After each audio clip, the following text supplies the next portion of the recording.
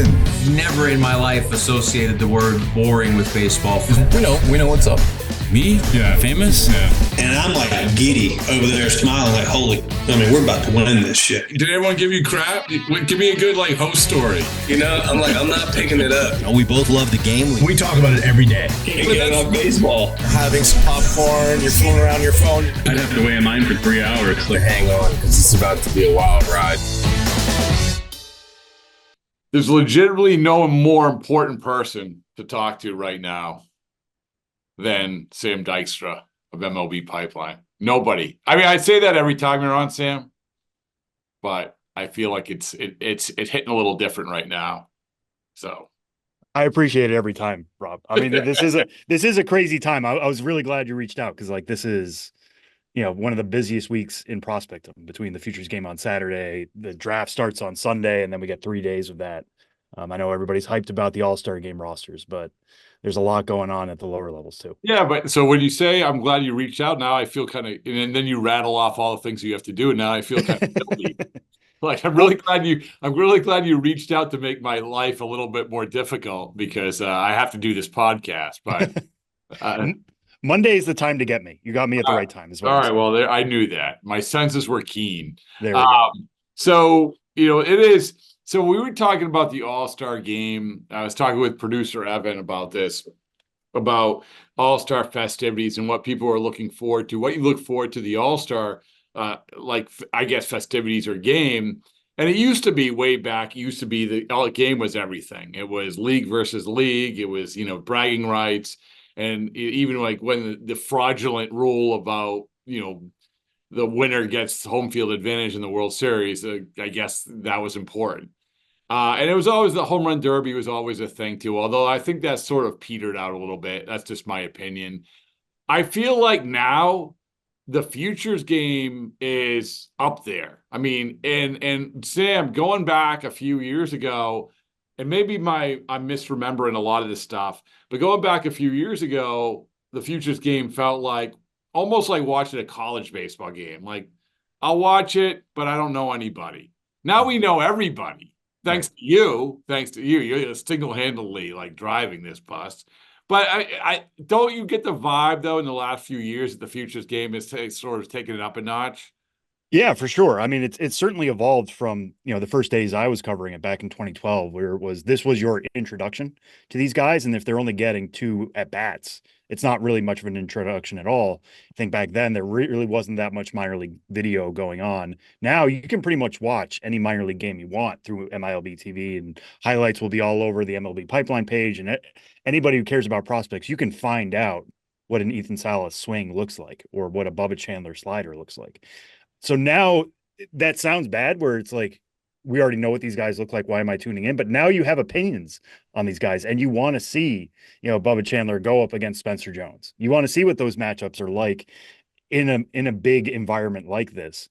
So now that everybody has opinions on these guys, there are as many opinions on the futures game rosters themselves, almost as there are in the big game themselves, like talking about snubs, who should be there, who shouldn't be there, who maybe is coasting on reputation alone, who has performed well enough to earn a spot in the futures game. It's a little bit different calculus for who gets picked, but there's so much interest in this and I love it. Who is, looking back at the last couple of futures games, what performances or what, because these guys, they obviously want to, it's you see these players when they're there, everyone has a smile on their face. It's obviously a big honor for them to be recognized. I just talked to, we just did a podcast with Mike Vassell, with the Mets, right? And so he was there last year. And I remember it's like what a big deal it was. And if he does nothing else, he can say he went to the futures game. So it's a big deal to be there, but also to perform. What are some of the highlighted moments that jump to mind for you of guys performing in the futures game? Yeah, one was Mason Wynn a few years ago. I was gonna say that. He threw like 150 miles an hour from shortstop, right? Yeah, it was definitely triple digits as far as I remember. And at the time, it would have broken the Statcast record for the fastest assists by a shortstop in a major league game. And that's one of the great things about the futures game too, right? That we are going to have Statcast data on all these guys, even if it is just for one at bat or a couple of pitches here and there. But I love that. But yeah, I mean, he was a guy who was a pitcher in high school, was drafted as a two-way guy. Everybody knew about his arm. And here is your opportunity, Mason. When the ball's hit at you, let's see what you got. He let it fly. And it was an accurate throw. Like it could have been 102 and into the first base dugout. It was not that. And I it just got remember it. Sam, I remember being there. I think that was 2 years ago, right? At Dodger Yeah, State. 2 years Yeah. ago. Yeah, yeah. And I remember that was one of those moments though, when that happens, seeing it in person, you're like, holy crap. Like with that, sometimes you see the measurements or some guy hits a home run. All that. I didn't realize it went that far. When he threw it, it was like I can honestly say I've never seen a shortstop throw as hard as he did at that moment. So yeah, Right. it's a good one. Yeah, I mean that's one of the great things about having measurables. And if you are a prospect head, you are on the edge of your seat knowing Mason Wynn's about to throw the ball. And if you're not, now you're a Mason Wynn fan. That's something you can take with you moving forward. That was a perfect encapsulation of the game. And two others real quick. Taylor Trammell, who I know has bounced around and has gotten a little bit caught up in DFA hell over the years. But he had a game, I think it was in Washington, where he had a homer earlier in the game and he hit another one deep to the outfield and he flashed the number 2 to his dugout, being like, I got a second one. And then it landed short. And so he had to sprint around and he ended up at third base. So it was still cool, but he was like, he's not a cocky guy in any way. He just like was trying to take advantage of the moment. And the other one was Brent Honeywell, who actually just got called up by the Pirates. People might remember him from his days with the Rays and his screwball and how that was one of the wackier pitchers in the minor leagues. At the time, I think he threw 2 innings, which doesn't really happen anymore since the game is limited to 7. But his catcher that day was Chance Sisco of the Baltimore Orioles, who had never caught him. It was a Rays pitcher and an Orioles catcher. And I talked to Cisco after the game. I'm like, how often were you calling for the screwball? He's like, every pitch. I just wanted to see it. I've never caught it. This is my chance to do it. Why isn't he throwing it? And Brent Honeywell's like, I want to get out. It's like, it's not the time for the screwball. But Chance Cisco kind of wanted to turn it into a Harlem Globetrotters game. And like, let's get as wacky as we can. So it's interesting seeing those two approaches. But that's the stuff that sticks out is guys really trying to take advantage of the moment and have fun with it. It is an opportunity for these guys, some of whom haven't played on national TV yet. You get to do it in a big league park. You might as well take advantage of that moment. Well, that's the thing, right? I mean, this is if you're ever going to let your guard down and ever going to like do this event of bananas approach to baseball, it's going to be no one's going to hold it against you, I don't think. Yeah. And so last year, I remember running around talking to these guys. And next thing you know, they're in the major leagues. I mean, I remember, talking to Jordan Lawler. Jordan Lawler, a couple of months later, he's in the World Series after being in the Futures game. Mm-hmm. Obviously, you have Jackson Holliday. I think last year, if you're going to pick one guy, it was Jackson Holliday. Jackson Holliday was sort of the guy that everyone had their eyes on. But the guy now, and I don't know how many times this has happened, maybe never, Futures game, and then the next year he's at the All-Star game, Jackson Merrill. Oh, yeah, right. Has that ever happened before? I feel like it probably has. I can't come up with a name off the top of my head, but I mean, these guys are usually the best of the best, and they happen. I mean, we're seeing Paul Skeens didn't even get a chance to go to a Futures game, right? He was drafted. I mean, he wasn't even a Saturday guy. He was a Sunday guy, right? So so anyway, it's just amazing to me, like how fast time goes by. But when you look at, so now we have the here, the now. You talk about snubs. You talk about guys who you really, really want to see. Give me the top 3 guys, if you can, who you feel like the most eyes are going to be on these guys when this game starts. Yeah, that's a good question. One I will throw out there is Dylan Cruz of the Washington Nationals, last year's number 2 overall pick. Just because there's so much going around him now, you look at Paul Skeens, the number 1 overall pick, is now in the majors and in the All-Star game. James Wood, who was the other Nationals outfielder that we were talking about all spring, like who is the better prospect, Dylan Cruz or James Wood? James Wood's now a major leaguer and doing quite well and easily earned his way there. He was actually named to the team. Obviously won't be participating as a major leaguer.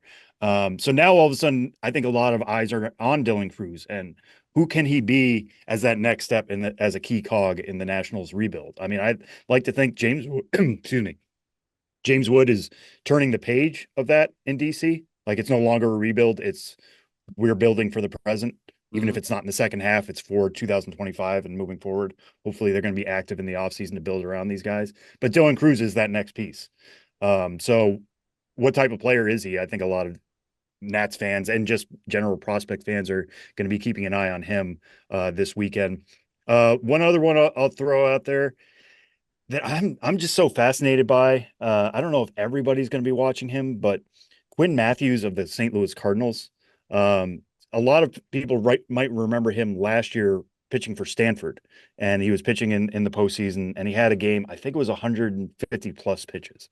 They just let him ride it out, and he wanted the ball. He kind of built his own legend. Then, obviously, that's never going to happen in pro ball, but he had low velo. It was like a below average fastball. With the Cardinals now, it's into the mid 90s.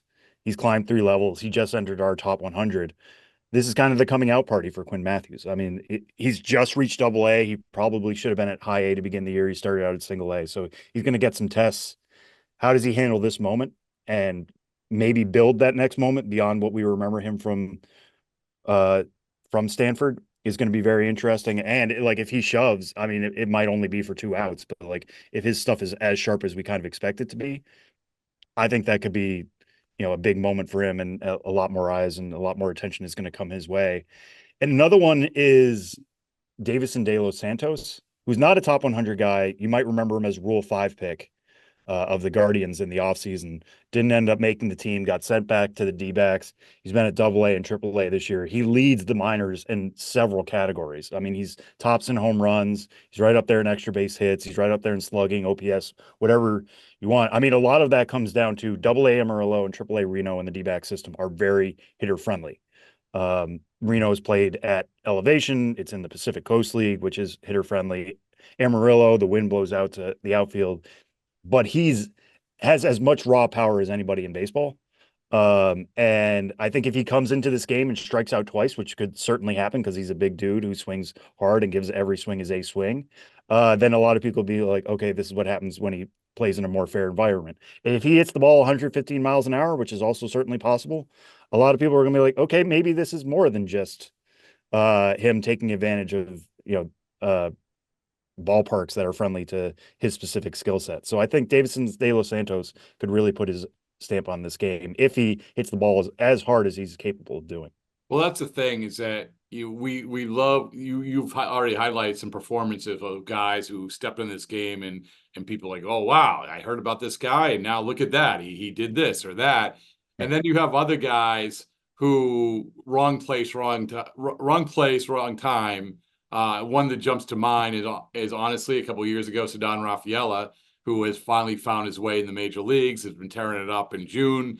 But he went to the Futures game, and I think he saw 6 pitches and struck out twice. Right.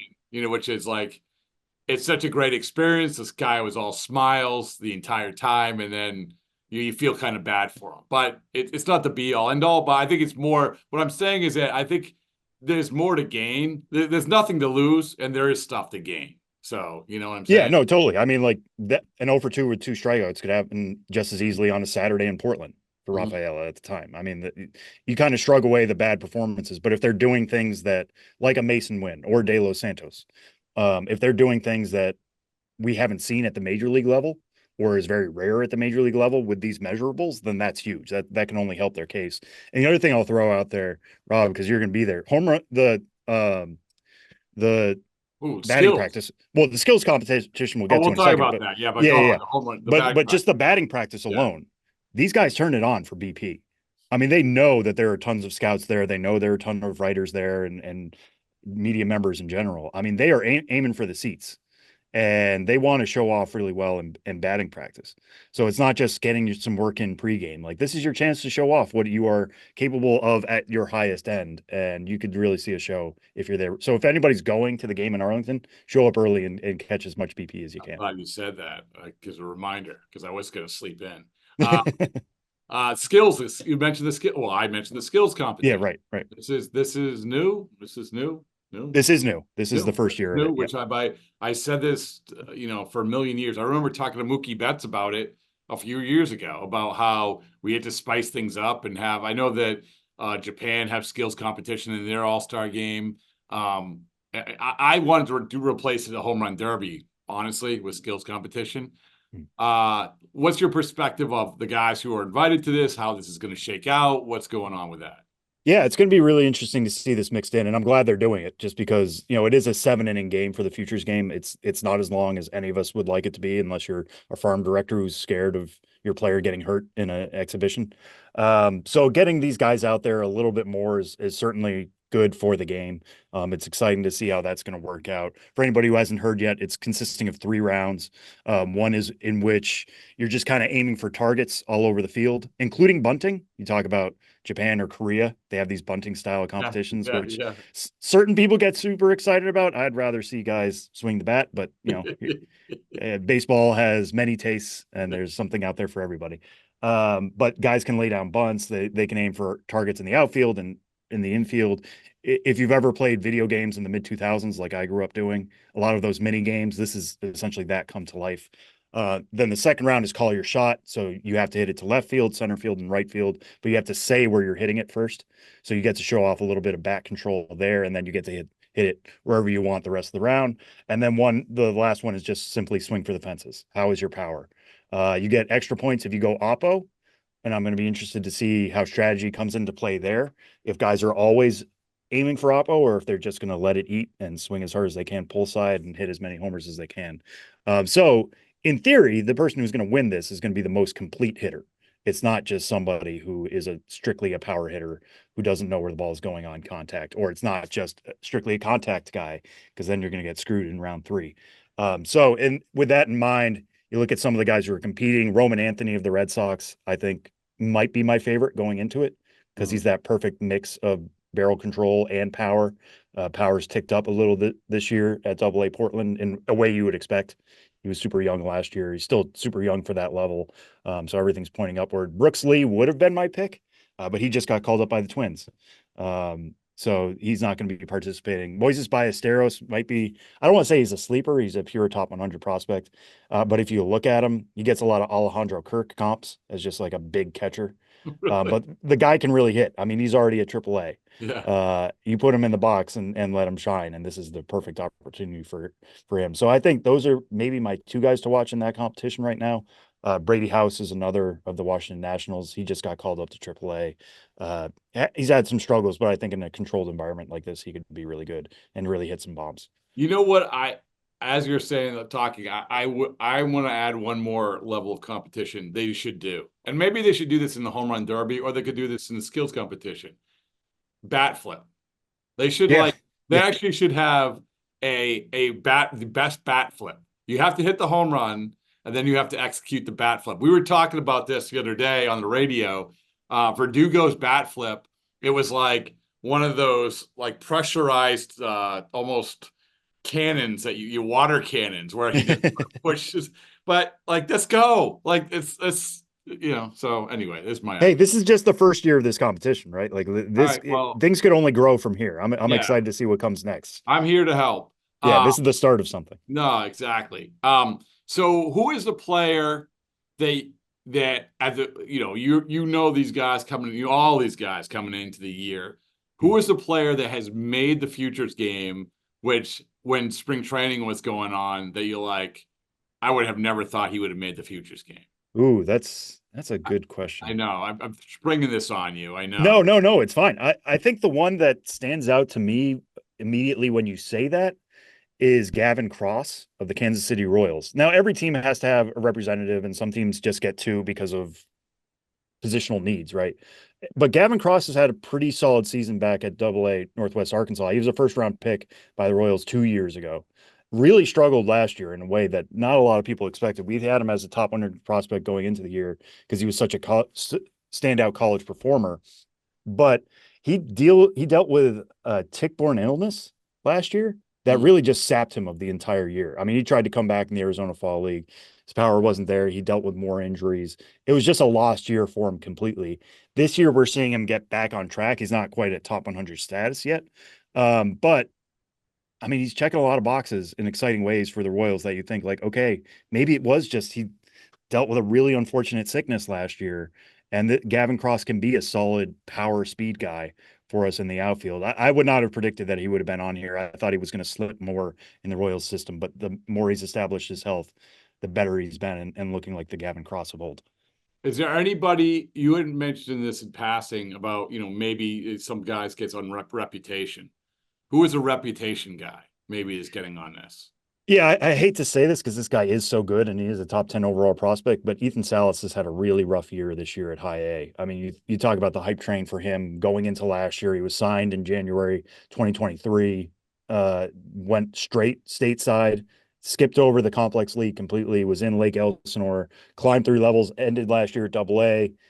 It was a quick call up to that level, so they sent him back to high A this year, and the bat really hasn't been there. Now, he's extremely advanced as a defensive catcher. He's great at working with hitters. He knows English. He's from Venezuela, but was actually born here. He has a very deep baseball family. Yu Darvish, he caught him before he even, or like shortly after he signed, and then he caught him a few weeks ago in a rehab start, and Darvish looked very comfortable working with him. But he's here because he's a big name. If you want to just look at his numbers, I mean, he's barely scratching a 6 OPS. I mean, it's tough stuff on that end, but this is, I think, his age 17 season. He's going to be the youngest person in this game, right? Yeah, right. So years from now, we're going to look at this and not think twice about Ethan Salas being in this game. But like, if you're looking at this right now and you're a catcher in the National League and you thought you were having a pretty good year, it can be tough to stomach this young kid who's struggling at high A getting a spot. But this is the futures game, right? This is not the present game. This is about showing off future stars. And I think Ethan Salas taking his lumps now is only going to make him a better player going forward, because if he kept being good at every level, this was going to catch up to him at some point, just being so young. So now he can make those adjustments he needs to be a potential all-star for San Diego. Another reason to watch this game, Sam, is that, we talk about trade deadlines and trades and prospects and everything else, is so even if it's in the back of your mind, when your team trades for one of these guys, you're like, I remember that guy from the futures game, right? Mm-hmm. I mean, this is, I remember what they looked like, whatever it is. Yeah. So is there a guy, and again, I'm springing this on you, but you're an expert at what you do, so I think you can handle it. Mm-hmm.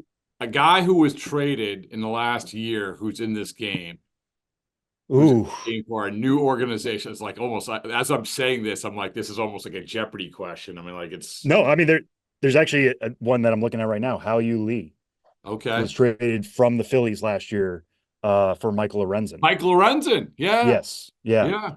Straight up trade for Michael Lorenzen. Was considered a bat first infielder at the time, and didn't do great the rest of the way in the Detroit system. Some of that you can just chalk up to, like, he got traded and you're entering a completely new system and it's a very short sample. This year he's hitting the cover off the ball. He's at double A Erie. Yeah. Right. He's still like second base only. You might talk to some people and think he might have to move to first base eventually. But in terms of like best hitters in that Tiger system, he's right up there in terms of performance with a Jace Young, who's a top 100 prospect. So yeah, I mean, Hao-Yu Lee definitely earned his way here. I would like to see him at AAA quickly after this. And that's another thing about the futures game, right? Is that guys get to go to this game and then they move to another team. Right. You get a double promotion or a double. Yeah. That's really sort of because we're waiting for all these promotions. This is sort of like the fork in the road in that respect, right? A little bit. Yeah. Because there aren't minor league all-star games anymore on their own. That used to be the thing, is that we want you to be recognized, or the teams would say, we want you to be recognized. You get your recognition, then we move you up. If we move you up before then you don't get to go to the All-Star game. This is kind of that. It doesn't matter where you're coming from. If you're coming from, say, Portland or Worcester, in the case of Marcelo Meyer. But yeah, I mean, you'll see a lot of guys move up pretty quickly after they get to participate in this game. Well, I'm glad you mentioned him, because the Lorenzen conversation is one where we talk so much about the trade deadline and helping teams, and it's the Dombrowski thing. Well, you don't have to give up. He's really, really good at not really giving up guys who are going to kill you for useful pieces to help your major league team win. And the last trade deadline, Lorenzen was a good example. I believe that the prospect was, I think he was seventh in the Phillies, if I remember right, number 7. He was definitely in top 10, so that's top 10, but not no questions about it. I mean, this isn't top three. Yeah. And he got you a guy who out of the gate, has had two of the best pitching performers. He trailed off, but still he helped you get to the finish line. He served a purpose for, Mike Lorenzen. And I guess what I'm saying is that it's always interesting to follow these guys to like see how they do, because we're always trying to gauge up what you're getting. Like, obviously Cole Reagans, right? Cole Reagans, when he was traded, Sam, well, he's a first round pick, but he hasn't done much. They really maybe didn't give up much for Chapman, but holy mackerel, yeah, turns out they did. Right. And yeah, so it's an interesting one. I like another, again, going back to the Red Sox 2018, Steve Pearce, Santiago Espinal. All right, Santiago Espinal. He actually made an all-star team, but did he really not having Santiago Espinal, is that going to hurt you? So my point is, it's fun to follow guys like you mentioned, and important, and that's another reason why we should watch this game. Yeah, and kind of to that point of, the Phillies right now are in a position where they should be trying to make a big swing at the deadline. And their two representatives in this game are Justin Crawford and Aiden Miller. And Aiden Miller has consistently climbed our list. He was a first-round pick last year. Probably should not have gotten all the way to the Phillies because he had a hamate situation in the spring, and not a lot of people saw his best stuff. But as he's been healthy, he's hitting the ball hard. He's already at high A as a high school pick. I don't think he would be on the trading block, but like maybe a Justin Crawford, who is a top 100 prospect, son of Carl Crawford, extremely fast, Was in hits the the game ball last year, yeah. Yeah, is a good defender, covers a lot of ground, makes a good amount of contact, but like it's a lot of on the ground contact. So I wonder if Justin Crawford would be available, and like what that says about how Dave Dombrowski values him. If he's not available, then that says something too, right? Because Dave Dombrowski does a really good job of holding on to the prospects who can help you. But yeah, those are two guys. Like, watch them now if you're a team that's thinking about trading with the Phillies, because this is a good opportunity to check in on them if they are on the block. So when any of these guys are traded, this is another thing that could be, when someone's traded, I immediately text you, how good is this guy? But these people can say, oh, well, he was in the futures game, and immediately they feel better about the trade. They do. Like, it's street cred, Right. So yeah. But so you're looking forward to this. It's a big week for you. It's it's a big week for you. It's good. It's great. I mean, it's a lot of fun just to get all these guys together in one place, see what they're capable of, compare their skills, because there are guys coming from all different leagues and all different levels. This is not just a AAA All-Star game or a AA All-Star game. You get guys from AAA, you get guys from single A, you get college guys, you get high school guys, you get international guys. I'm glad they do the AL versus the NL as opposed to US versus international. I think this gets the best players in this game, rather than trying to shoehorn somebody from around the world necessarily, as great as it is to put a spotlight on the international scene. So yeah, no, I'm really excited to see how Saturday goes. And then on Sunday, we have the first round of the draft, and we get a whole batch of new guys to talk about as pro prospects. So last thing is, who is, what was I going to say? I totally forgot what I was going to say, but that's okay. Yeah, I know what I was going to say. Who is the guy? We have to ask, who is you? You're so good at informing us about James Wood, about Jackson Churio, about whoever else. Who is the next most impactful guy that is going to get called up in the major leagues that is going to help a team? Well, this one, if he played for any other team, he would be my pick with a bullet, and it's Kobe Mayo of the Baltimore Orioles system, the guy who has not debuted yet, somebody who's dealt with some injuries throughout the year this year, but like as we sit here right now, he has a 1044 OPS. He's slugging .651. He's got 21 homers in 63 games across two levels, and that's other level was just where he rehabbed at high A Aberdeen. So he's slugging .610 at AAA. The guy has nothing left to prove. He has incredible raw power. He gets to it in games. He's built like a house. He has a really strong arm that could work at third base. I just don't know where the Orioles fit him in, but I would like to see them try. Like if any injury happens, let's say like Ryan Mountcastle goes down, put Kobe Mayo as your first baseman and don't worry about it. I mean, we're seeing what happened recently with Heston Kjerstad, who we kept saying he needs to get playing time. I know there's limited spots, but like this guy's too good for AAA, and now he's crushing the ball out of the park for the O's. Kobe Mayo is kind of that next guy for them. Who knows? Maybe it comes in a trade. He's an extremely valuable trade trip now, but the guy is too good to be at AAA. Yeah, it's a good one. I mean, and we know Heston. Heston's been on the podcast before, and we have. Oh my goodness, we've got the end. We haven't even mentioned Jackson Holliday's name. Holy mackerel! It's a first.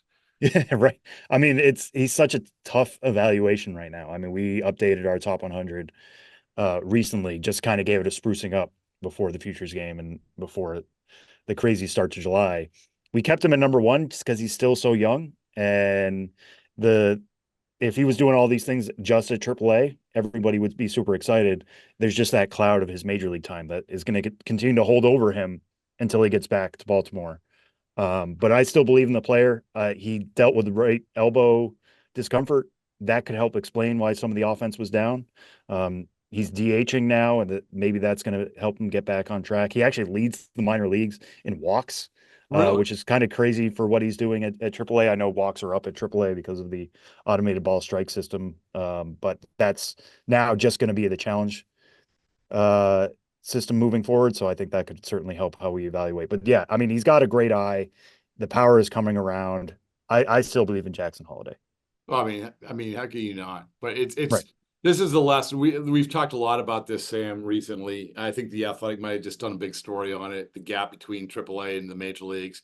And we've talked a lot about when guys, and I've asked managers about this, and I've had some really, really great answers, like why guys, position players, this day and age of baseball struggle so much in their initial foray into major leagues. And it's almost across the board. It's almost like the pitchers may be a different story. Position players, almost across the board. It's going to take them a little bit of time. And if you want to go back, I mean, Mike Trout was sent down. So, yeah. So I think Jackson Holiday is sort of the poster boy for this because of it was such an extreme in so many ways. Right. And that's why I always say this too. And even like Kjerstad, right? I mean, Kjerstad, he came up. Kowser, another one. Well, Gunnar Henderson, think about his first half last Gunnar year. Henderson, the first 2 months last year, right? Yeah. I mean, he got called up at the tail end of 2022, but like first 2 months of 2023, it wasn't as bad as Jackson Holiday, but everybody was thinking like, should the O's be giving this guy at bats? I mean, it's just not working. Maybe he needs to regain his confidence. And now look who he is. I mean, he's an all-world player.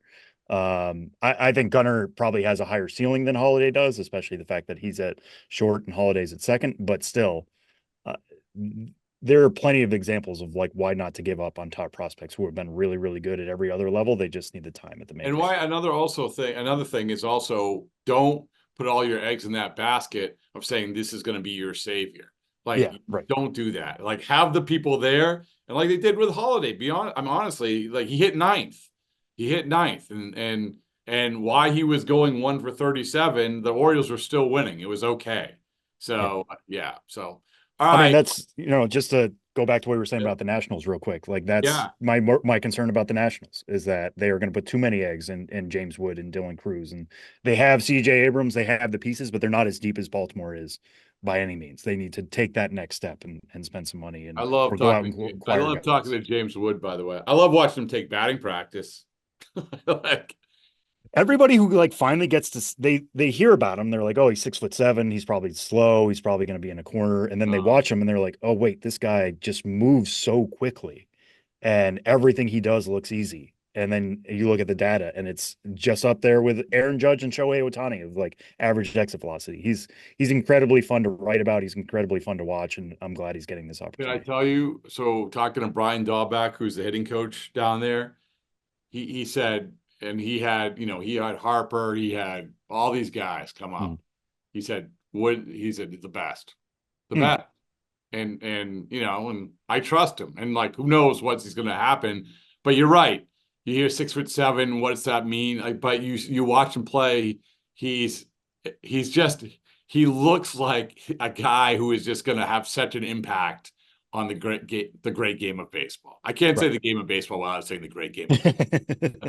All right. Well, a huge reason why it's the great game of baseball, Sam Dykstra. Thank you so much. Thank you, Rob.